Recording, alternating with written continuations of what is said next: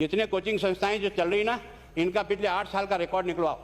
अगर कुछ करने की मंशा हो तो, नहीं हो तो कुएं में डालो, कोई चिंता की बात नहीं। जो डूबना है प्रदेश को तो डूबेगा। मतलब 10 वर्ष में चाहे मेरा सरकार रही हो, चाहे आपकी रही हो, किसी मैं स्वयं शिक्षा मंत्री हूँ, अपराधी होऊंगा, कोई चिंता की बात नहीं।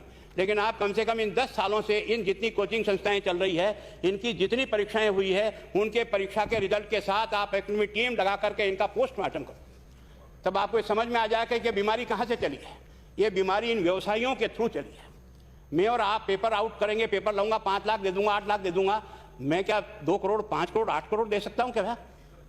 ये सारे के सारे जो पैसे देने वाले बड़े बड़े दिग्गज लोग हैं, जो कोई 10 करोड़ में पेपर ले जाता है, कोई 3 करोड़ में ले जाता है, कोई 2 करोड़ में ले जाता है, फिर अपने कोचिंग संस्थान में रिजल्ट लाता है, उसके बाद बड़े बड़े पोस्टर बाहर लगाता है, मेरा 100% सिलेक्शन।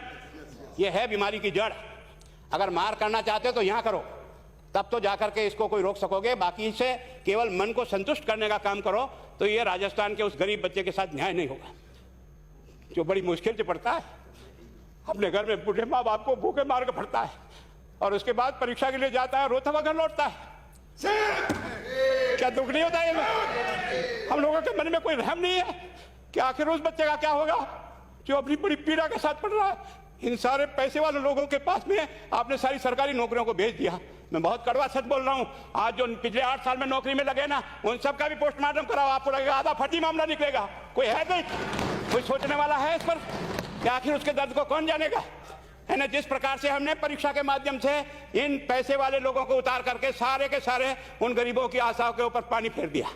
रात और दिन पड़ता है, भूखा प्यासा पड़ता है, घर बेच करके पड़ता है, खेत बेच करके पड़ता है, लेकिन जब उसका सिलेक्शन नहीं होता तो जहर खा के मरता है। कोई इस पीड़ा को समझने के लिए तैयार नहीं है।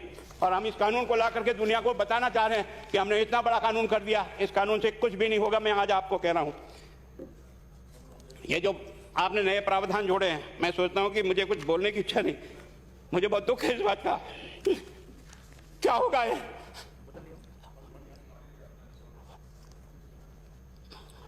किस तरह की गैंग पालनी है हमने? पिला दो है ना। मैं उस दिन भी पूछा था कि मैंने कहा ये शिक्षा संकुल पे है, जिन लोगों को ड्यूटी पे लगाया, इसको लगाने वाला दोषी कौन है, जिसके कारण से पेपर जो है ना काट करके निकाल दिया। ये तो ठीक है, भाग्य हमारा अच्छा था कि सवाई माधोपुर की घटना फूट गई और एसओजी को उसमें हाथ में लग करके कुछ केस लग गया। अगर वो केस नहीं लगता तो आज आपकी सारी नौकरी पर इन सब बड़े बड़े दलालों के स्कूल में पढ़ने वाले बच्चे होते और मेरा गरीब का बच्चा अपने घर लौट के जाता। क्या दुर्भाग्य है। और इस कारण से केवल इसके लिए खुश मत हो जाओ कि हमने कानून बहुत सख्त बना दिया इसलिए अपराधी रुक जाएगा। नहीं, सिस्टम को बदलना होगा, ये परीक्षा का सिस्टम चेंज करना होगा। मैं सोचता हूं कि क्या हम इतने अक्लमंद बैठे हैं, क्या इस व्यवस्था को चेंज नहीं कर सकते? क्या एक ही पेपर हर राजस्थान में 20 लाख बच्चों को दिया जाए? क्या इसका कोई ऑल्टरनेट नहीं हो सकता? इसका ऑल्टरनेट सोचना चाहिए कि हम परीक्षा को टुकड़े टुकड़ों में कैसे कर सकते हैं। जिले के अनुसार पेपर नहीं, एक नहीं हम 25 पेपर बना सकते हैं। कौन से सेंटर पर कौन सा पेपर जाएगा कोई तय नहीं करेगा कौन सा जाएगा, और हम जो इच्छा होगी उस सेंटर पर पेपर भेजेंगे। और ये जितने भी प्राइवेट कॉलेजों में आपने सेंटर बना रखे उनको बंद करो, इनको तुरंत बंद करिए एक ऑर्डर से। जितने भी सरकारी विद्यालय है और सरकारी नौकर ही एग्जामिनर बनेगा और एग्जामिनेशन करेगा, तब तो आप इसको बचा पाओगे। ताकि आप और मैं कितने भी कानून बदल कर दें, आपका वो जांच करेगा, आपका वो अधिकारी आएगा। आपने कहा भाई सेशन जज के नीचे नियुक्ति नहीं होगी, इसके अलग से कोर्ट होगा, बहुत अच्छी बात है। प्रोविजन जो आपने डाले हैं वो स्वागत योग्य, स्वागत करता हूं, पर इन प्रोविजन को लागू तो आप और मैं ही करूंगा, कौन करेगा? जब हम ही ठीक नहीं है तो इन प्रोविजन क्या रोएंगे अंदर बैठे बैठे? जब तक हमारा दिल और दिमाग ठीक नहीं होगा ना, इस बीमारी का इलाज नहीं होगा। हमने शिक्षा के मंदिर को भ्रष्टाचार की भट्टी में जलाकर खाक कर दिया। दुर्भाग्य हमारा, जहां से कोई आशा की किरण दिखती थी उस गरीब को कि चलो मैं अपनी मेहनत से आगे बढ़ जाऊंगा, लेकिन अब वो निराशा में आ गया। उसको लगा कि अब कोई रास्ता नहीं है।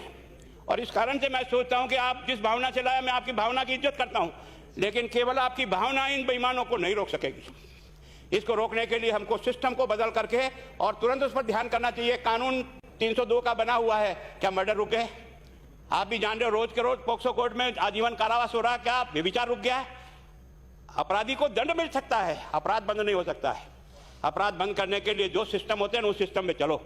एकमात्र इस देश में भ्रष्टाचार की भट्टी में देश जल रहा था, केवल और केवल एक तरह से प्रत्येक व्यक्ति का खाता खुलवाकर देश के प्रधानमंत्री में सारा का सारा बेनिफिट उसका सीधा खाते में डाला। बेईमानों को चोट लगी नहीं लगी, उस तरफ अपना दिमाग बचाओ, उस तरफ अपना दिमाग लगाओ कि इस बीमारी का इलाज कहां है और कैसे हो। इस बारे में चिंता करने की कोशिश करो। मैं कई बार इधर सीकर और इधर गया तो मैं सोचता हूँ कोचिंग संस्थान की बिल्डिंग देखे ना तो टोपी गिर जाए नीचे से। क्या चीज़ है यार, भगवान ने क्या लक्ष्मी वहीं बरसाई है।